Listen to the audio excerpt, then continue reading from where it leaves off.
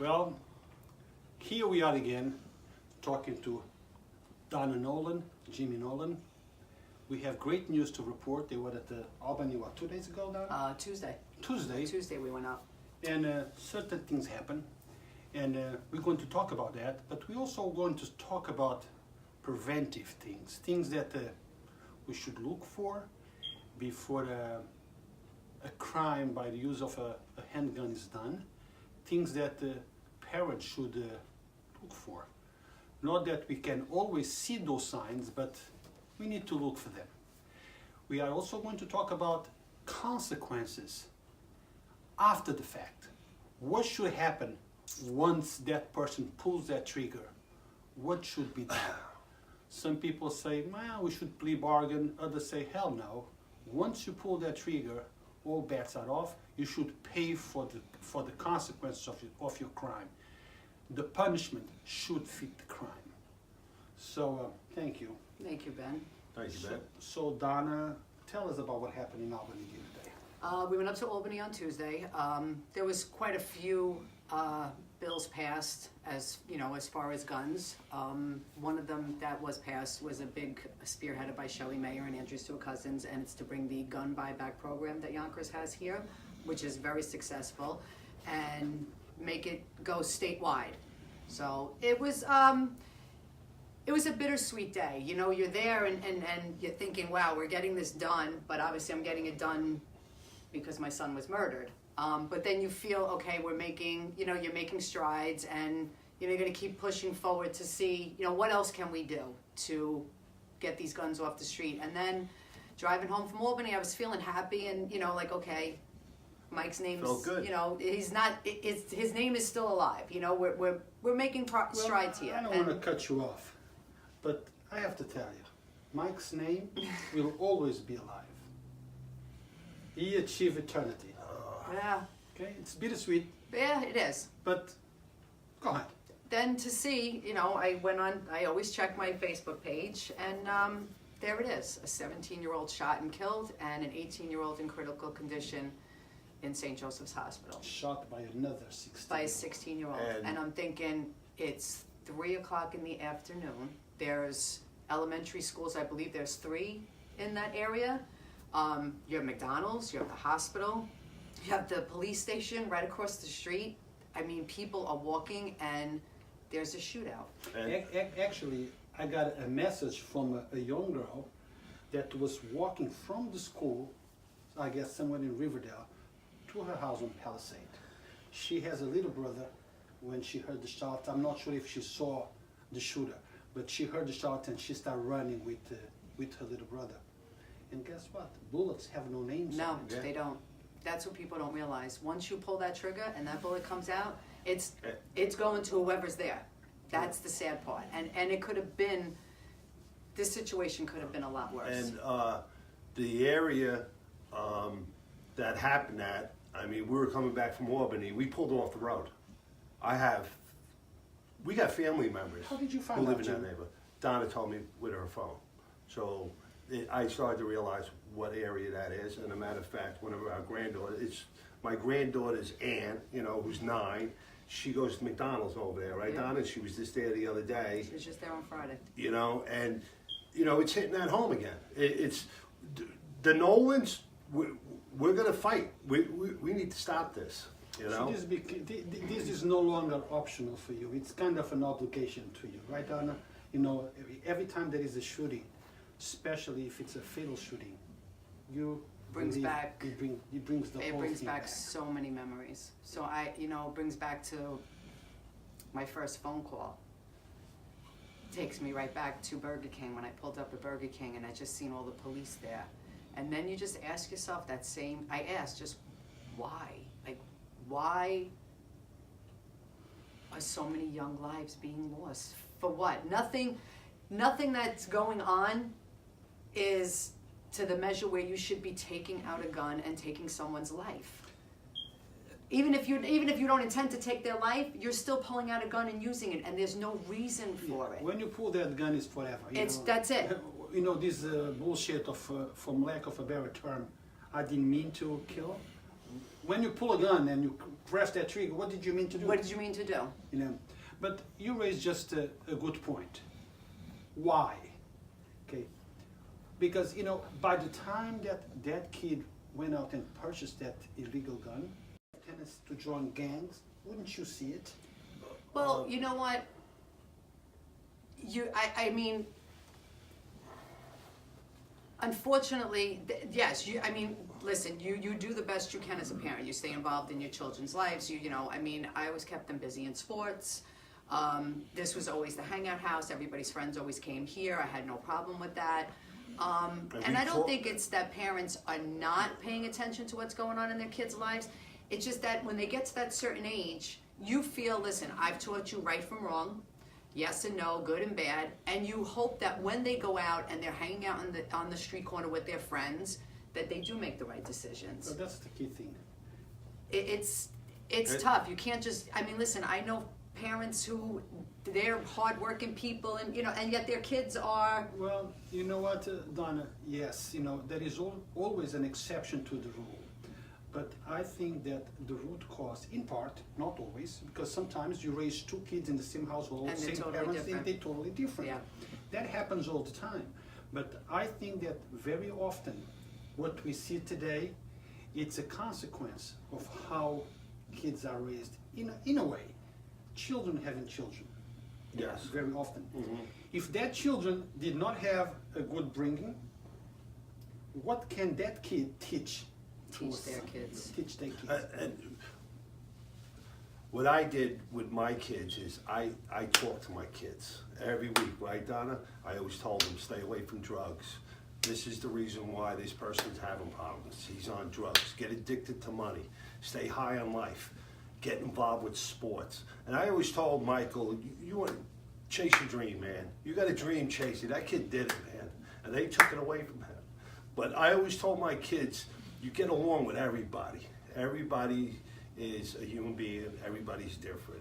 You see a kid being bullied in school, you be his friend, man. That kid sitting by himself in the lunchroom, be his friend.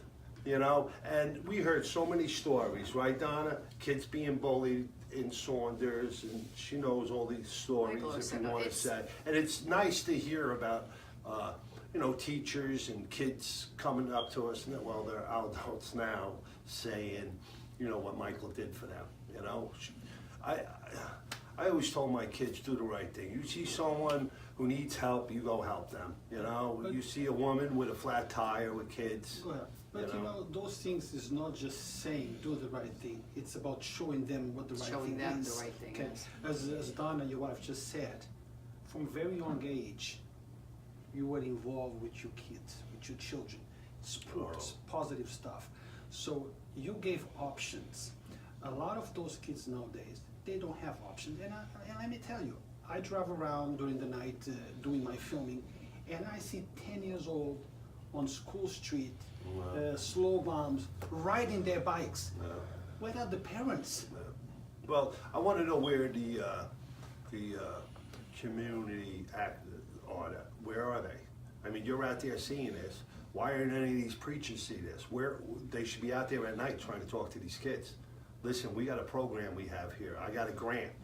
You know, come on down, hang out with my community. But why isn't that not happening? Well, what are you saying? Are you telling me that you feel that these community leaders that are getting grants to hopefully help minimize or prevent those things from happening are really not doing what they preach? I don't think so.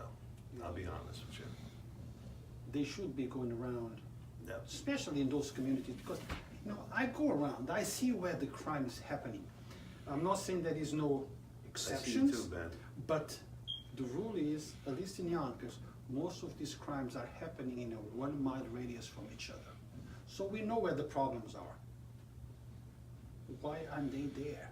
Taking a little bit of a proactive instead of reactive. Go there and talk. Go talk to the management. Say, look, can we have a talk? Can we have a talk? Can we get these kids? I think that. And I think most people, if it's not going on, and it's quiet, then everybody's good with it. You know, okay, everything is good, everything is quiet, so we don't need to. But you can't wait for something to happen to be out there and then start saying, okay, well now, you know, we're gonna start organizing this, or we're gonna get this going. We need to start it before. They're getting younger and younger. 13, 10, 11, 12, 13, 14 years old, that they for some reason they think that it's cool to be out in the street hanging out and being a gangbanger. No, it's not. You know, so we need to start doing something beforehand to reach these kids, to show them that there's more to life than just hanging out on a street corner, walking around like a gangbanger. You know, make it positive. You know, encourage them, go to school. You know, we need to do more as a community to get these kids before they get into that whole street life. And listen, you're not going to save every kid, because some kids, they're set in their ways and they don't want to hear it. They, you know, and unfortunately, you know, it's not moving up the corporate ladder. You have one or two choices. It's either you're in jail or you're dead. Yeah. That's sad. You know, Donna, I heard well, I didn't hear, but I read, a great woman once said, perhaps we cannot help 100 kids or 100 people, so let's help one. That was Mother Teresa. Okay. I always look at it, if we get one gun off the street, if we get one kid that we can help, then it's a positive. And you know what, Donna? Maybe that gun, don't forget guys, maybe that gun that we get off the street, maybe the life that we are saving could be our own. Yeah. Listen, we be have a saving your very mother's strong, life, we have a your very father. strong community in Yonkers. Yeah. We have a very strong administration. We have a very strong police department. They're good They go people, out man. there. They go out there every day, and the police. You know, listen. The police do their job. You know, I've talked to police officers, and they'll say the same thing. They know these kids. They try and talk to them, but again, you know, it's depending on the kid. And some kids, they think that street life is cool, and it's not. You know, you see the older guys now, like the 18, 19, 20-year-olds, they don't even want to be in the streets anymore. They want to do something positive with their life. It's these younger kids. I don't know, do we start maybe something in the schools to start, you know, I know we do have programs in the schools. Do we try and get more kids involved in it to show them that there's more you can do with your life than hanging out on that street corner, walking around with either a gun or a knife? Like, you can do positive in your life. Correct. Now, Jim brought a point of the police department. Well, there is no doubt that in Yonkers we have a great police department. Look, it was today. When was the 17 killed? Was yesterday or the day before? Tuesday. Tuesday, a 17-year-old teen was murdered. Less than 24 hours later, an arrest was made. So we do have a great police department. I'm not gonna lie. I don't like all police officers. Yeah. Okay? Yeah. Just like I don't like all doctors or all priests, so they are no different than any other profession. Okay? But I can tell you that 95% or more are great people. Yeah, they are. They are great people. They were there for the Nolans. Okay? They were there. County, NYPD, especially Yonkers, those detectives, they got feelings, and they're hurt too when they go to these scenes, man. Come on, the doctors who took care of my son, those doctors are in pain too, man, but they don't show it. I talk to these doctors. The doctor who took care of Michael, right, Donna? He had another kid who died in the same bed, man, and he took time off, a lot of time. I would like to see, and I know it affects everybody, you know? Let me tell you. Like, everybody thinks my wife is strong, okay? She is a very strong woman. That's why I love her, and we've been around for, 40 years? But people don't see what happens behind the doors, man. My house was a lot of laughter. That was a lot of crying. But it's wrong.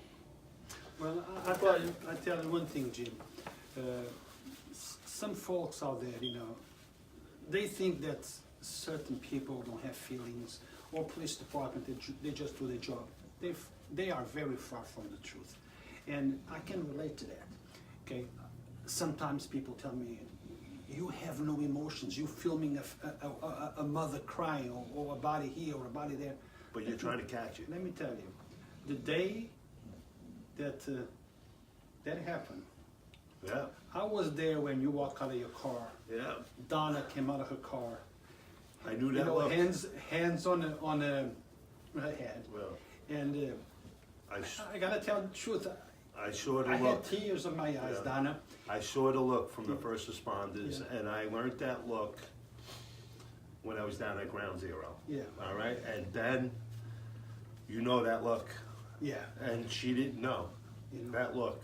If it wasn't And I had for to two of the Tell detectives her that came this is over, not good. Yeah. two of them that came over happened to be And- friends with Michael, Yeah. and I seen them, because I remember pulling up, and the minute they seen us get out of the car, everything just went like dead silence. And I remember two of them coming over who were friends with him, and they just looked at me, and I said, where is he? And I remember Sean And- just looked at me and he said, Donnie, you need to go. And I just seen the And- look in his face, yeah. and even when I And- see him now, Yeah. it's hard. Yeah, And and Michael learned, Michael became friends in so many communities in Yonkers, and how Michael made friends with some of the police officers is playing basketball. They got a basketball team, just like the fire department. They play up against everybody, right, Donna? Yeah, he's Like our softball tournament, we have all Yeah. different types of kids playing in it, especially the basketball, you know, to raise money,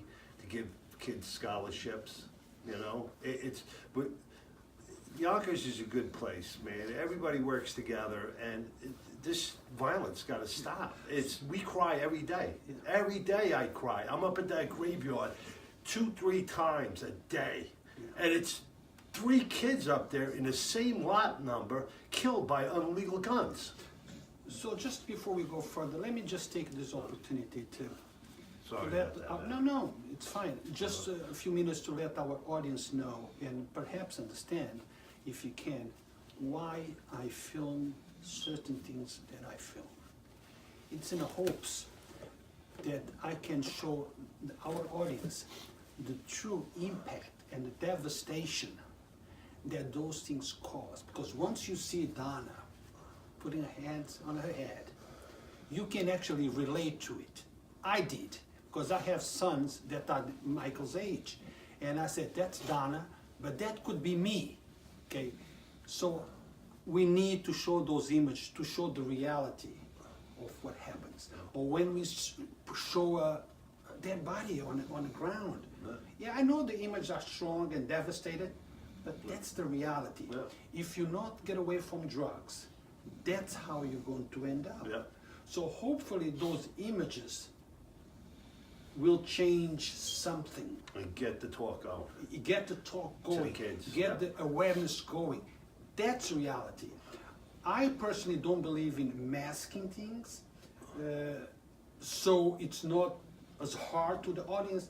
The audience needs to know the reality of what illegal guns or drugs or whatever are causing, and nothing like the real image. Because it's like if I write the text, the topic, just words, it has a special effect. But if I put the image attached to that text, it has a totally different impact. Now, what about, Donna, how I'm gonna put it? Before it actually happens, yeah, we know the impact of things like that. But what can we do? We know that we cannot eliminate violence, no. but we can at least try. And like you said, if we take one gun out of the street, that's a plus. What can we do, in regards to our children, to prevent this from happening? As a parent, what should I be looking at? I see a lot, especially on the American, I don't know if that's the correct word, mentality. We're very much into privacy. Or I don't want to invade my son's privacy. You're not invading privacy. I mean, people laugh. I mean, I'm friends with all 3 of my sons. I've always been, on Facebook, on Instagram, on Twitter. Your friends, know their friends, know who they're hanging out with, know what neighborhoods they're going into, and what they're doing on social media. you know, a lot of times kids, you know, you go, oh, he's in his room, you know, I don't want to. No, find out what's going on. You know, is there something wrong? Or, you know, you need to know what's going on in their lives. Is something bothering them? Is, you know, it's the same as now. It's another thing that bothers me. You see all these kids, younger and younger, committing suicide. Why? Like, what was going on in that child's life? Did anybody know? Did the parents know? Did they do anything? It was there signs.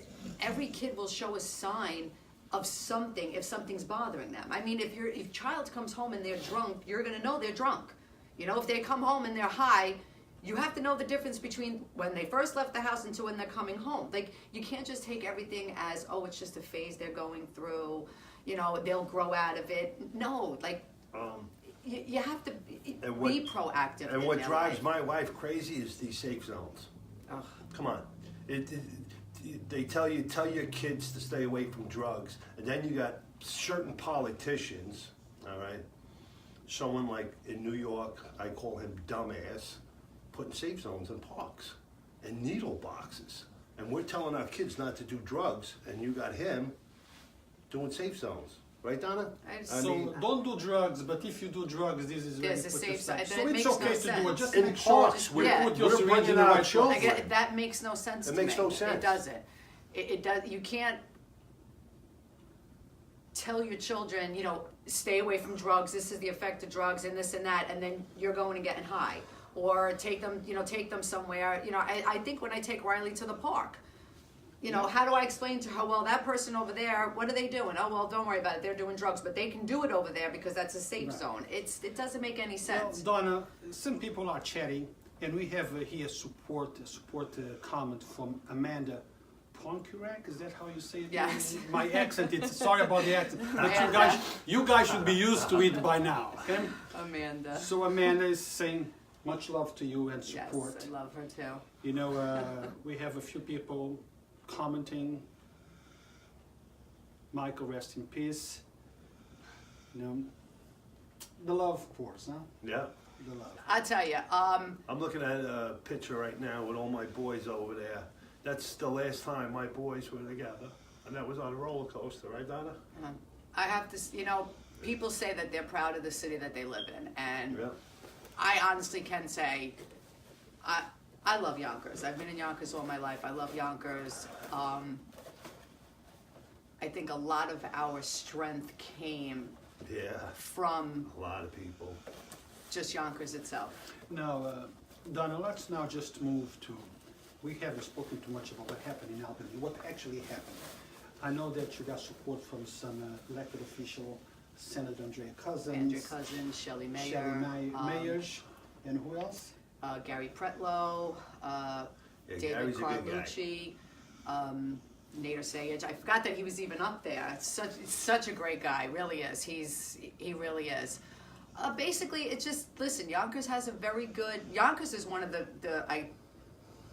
from what I know, one of the cities that has the best gun buyback program that there is. So this is the time, Donna, For let's illegal put this guns. up. Guys, if you have a gun, Turn it in. turn it in, get $500 cash, call 914-377-GUNS. Turn those guns in, guys. That gun that you helped turn in might be saving your own life. That life might be yours. So do something. Don't just talk about it. You know, Yonkers Voice, I see hundreds, if not thousands of comments. But remember that just commenting doesn't solve a thing. You need to actually act on those words that you comment. So motivate others. If you know somebody who has a gun and you don't want to get involved, at least motivate that person to call in. There is no questions asked. Okay, they don't need to know your name. They actually don't ask for your name. No. Okay, you just call, you get the number. Then once the gun is picked up, then you call back. They give you another sequence of numbers. Then you go to the bank and you cash. You know, you get your cash. Retrieve your cash. You retrieve your cash. So get involved. This is the number you need to call to get, so the Yonkers Police Department picks up that illegal gun and you get your money. Get involved. You need to be involved. Don't just talk about it. Be involved. Be part of the solution. And we got laws if you get caught Yeah. with an illegal gun. Yes, you now know? let's talk about, we talk about Albany, who was involved, the elected official. But now let's talk about essence, what happened there, the laws, you know. We have laws, but do you feel that the crime, the punishment for those that are committing those crimes, does No. it fit? No, a lot of times it doesn't. I don't know if it's since Michael now, like I've become this, like I follow everything, every shooting, anything that involves. So I follow all of it. And a lot of times it doesn't. The punishment doesn't. And at the end of the day, when you walk out of your house at night and you're carrying that gun with you and you use it and you take someone's life, there should be no plea bargaining. There should be no deals. There's nothing. You took a life. When you left your house with that gun, you knew at some point, regardless of what it was for, to intimidate someone, rob someone, or It's not a piece of most of jewelry. the time what is happening is because you have an argument with someone, this is how you're going to settle it. There should be no plea bargaining here. Not only do you take someone's life, but you destroy that family's life. There's no, for me, I'm never going to be, I go back to September 17th, that day, that Thursday, and being in the park with Michael during his lunch hour, having lunch with him. Crystal was with me, 2 other friends, and I go back to that day. Like, was there a reason that we were together to have lunch? Why did I see him at 8:45? And I will always remember him just with that big smile. And the last time that I heard, I love you more, Mom. Like, But everybody says to me, oh, you know, and I love my granddaughter to death. She's the best thing that's come into my life in the past 3.5 years. But every time I look at her and I see different things that she's doing, and I think to myself, wow, he Michael. would be laughing his ass off right now, what he wouldn't be doing for this little girl. And then it's that reminder. I don't get that with him. I don't get to see him get married. I don't get to see him fulfill his dream of pitching at Yankee Stadium. I don't get to see him get married. I That don't was get his to see dream. him And he have said- children. and he said- so much was Yeah. taken from me that yeah, it's his hard. big day at Yankee Stadium never came. And he said, if I'm not going to make it to Yankee Stadium, my kid is going to make it there, Dad.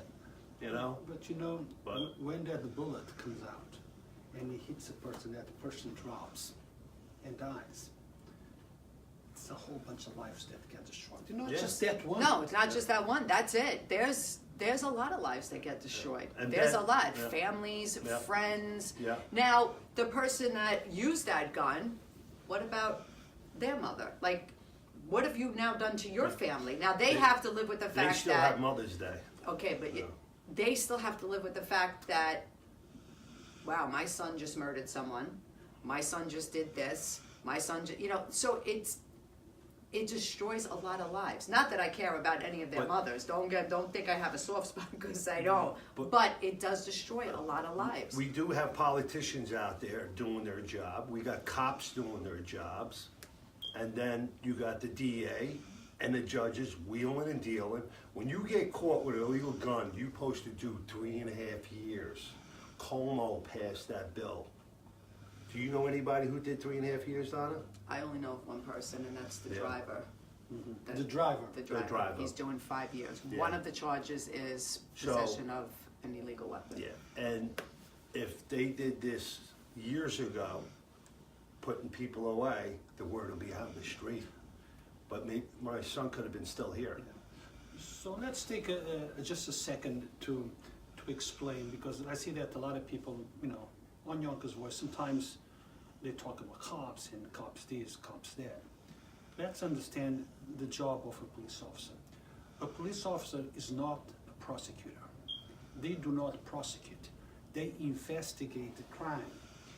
They investigate.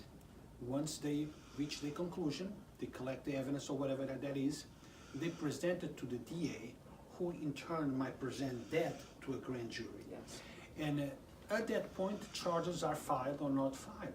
And very often, a DA might not even present this Yeah. to a grand jury, or might decide not to prosecute. If a DA decides not to prosecute, That has nothing to do with the police officer There's who nothing to do with investigated no. the crime. Those are two different things. Okay, and I speak with a lot of police officers, and they tell me, I wish the DA would prosecute everything or every crime that we investigate, but they do not. I don't know why, political reasons, I have no idea. But that's the fact. Police investigates, DA pursues it with a criminal indictment or charge it or whatever. And we need to do something. Cops are your friends. When you need them, they're there. We have 16 cops shot this month, 5 dead. Every year the numbers are going up. We need to figure this out. It has to I just stop. think that We they all got to become- love each other. And it's- people playing the race card, we need to reel that in. We need to sit down and talk and solve our problems.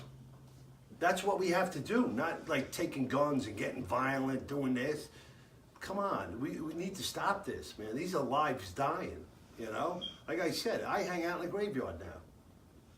I know everybody up there. I take care of the people's grass, clean stones, you know, dead flowers, I pick them up. Like flowers are dying, I try and keep them alive. But meeting other parents up there who lost kids from gun violence has to stop. I mean, I think that what happens is and you know something? I know how it destroys a family. I got a drunk driver who lost killed 2 of my sisters over 40 years ago, and my mother's still crying over it. And what I learned was, don't do drugs, don't drink, deal with it. It's not going to bring your kid back. It just makes things worse. Okay. And I try and talk to other family members, right, Donna? I don't know if I'm saying it right. no. I just think that what happens here is you have a teenager who commits a crime. Like you said, the police do their job. They investigate it. They collect their evidence. They bring it to the DA. Now the DA either is going to press charges, not going to press, whatever they're going to do. When they do press charges, now you go to court and you go up in front of the judge and you get, well, he's never been in trouble. He really didn't mean to do it. He's doing this now. Everybody becomes going back to school and finds God. And that's where we get this whole plea dealing. So now that kid that may have committed a crime where he should be going to jail, now we're going to just give him probation and tell him, okay, in the next 6 months, if you don't get in any trouble, this is a youthful offender's plea, your case is closed. Okay, well, he goes, and now the six months, he's good. 6 months is over, and what happens? Those same police officers are picking up because now he commits something that's more serious. But now it becomes his first offense, so again, we're going to work on him. We're going to try and... you can't. And what drove me crazy going to court was the other families. Their kids were involved with a murder. They were giving us dirty looks, rolling their eyes. And I told my boys, and I told all Michael's friends, when we go into that court, you respect the court, okay? Because if you punch somebody or a correction officer gets hurt, he falls back, he hits his head, he dies, you're going to jail for the rest of your life.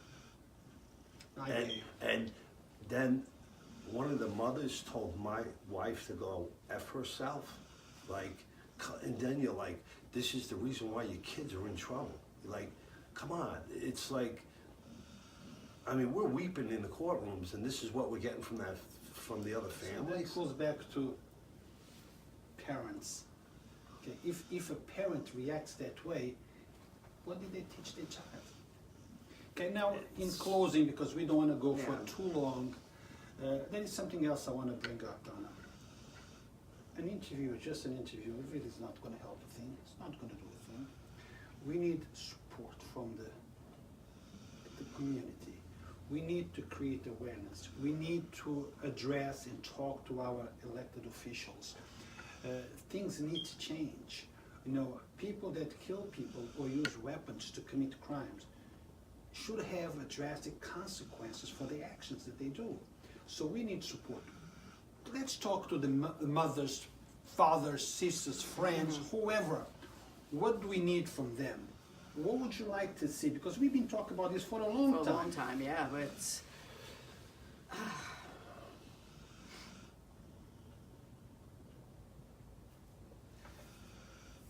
I would give anything to hear Michael's voice. Anything. Be active in your child's life. Know what they're doing, where they're going, who they're hanging out with. Don't just take everything that they're going through that, oh, it's just a phase, because it's not a phase. You know, stop teaching our kids today, again, that police are your enemies. I'd like to see more. We've talked about this. I know that Yonkers also has the Stop and Shake, and that's great for them to meet with citizens out there. But how many kids are honestly going to a Stop and Shake at a coffee shop? I'd like to see more, a program like the DARE program that we used to have, where we used to have a police officer come into the school, speak. You know, my kids loved it. I think that if these teenagers could have more of an interaction, maybe with police, just, you know, just listen to what that police officer is going through all day long, what his job entails. Maybe then they would have a different outlook and have, you know what I'm saying, like just to have a better understanding of what's going on in the streets and how they're trying to help you.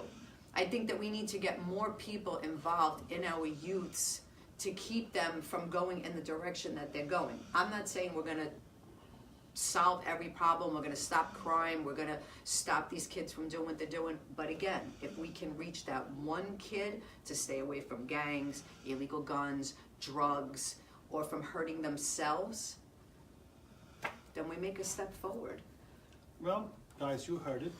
This was a candid interview and conversation with Donna Nolan, Jimmy Nolan, about the issues. Also, let me take this opportunity to make it clear that none of us, including myself, we are not against guns. We are against illegal guns on the hands of criminals. That's what we're talking about. That is the issue. We need to do more. We need to act. We need to turn those guns in. Our legal system needs to address this issue in a much stronger way, where people who kill people or use guns to commit crimes should have a much harsher punishment than what they get. Yeah. There should be no plea dealing. When you take an illegal gun and you pull it out and you pull that trigger and it takes someone's life, there should be no plea dealing. There isn't. I think about it, the years are going. I have another year and the driver will be getting out. That's one. And then before I know it, they'll all be back out on the street. And what? They get to just, you know, I think about it too. I say they murdered my son. Then I had to negotiate with them for how much time they were going to do. And then I pay for them to be in prison. They're probably all going to college now to become lawyers so they can try and get out early. It's a mess. It's a mess. It is. It's a mess. There should be nothing. You take that gun, when you leave your house with it, you know that a situation may arise and you know you have it, you're going to use it. For whatever reason, you're going to use it.